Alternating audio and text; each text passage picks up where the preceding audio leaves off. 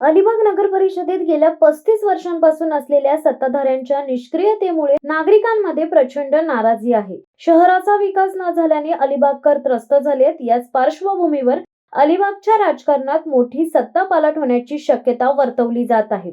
सध्या शहरात भाजपचे वर्चस्व वाढत असून यंदा नवा अलिबाग भाजपच्या हाती येणार अशी जोरदार चर्चा सुरू झाली आहे. भाजपच्या धडाकेबाज नेत्या तनुजा पेरेकर यांच्याकडे या बदलाचा नवा चेहरा म्हणून पाहिले जात आहे. आक्रमक नेतृत्व आणि विकासाची स्पष्ट दृष्टी असलेल्या पेरेकर यांच्यामुळे भाजपला नवी ऊर्जा मिळाली आहे. 35 वर्षांच्या सत्ता काळात शहराचा चेहरा मोहरा का बदलला नाही असा थेट सवाल नागरिक जुन्या सत्ताधाऱ्यांना विचारत आहेत. तनुजा पेरेकर यांच्या नेतृत्वाखालील भाजपची नवी फळी अलिबागला विकासाच्या मार्गावर नेण्याचा निर्धार व्यक्त करत आहे.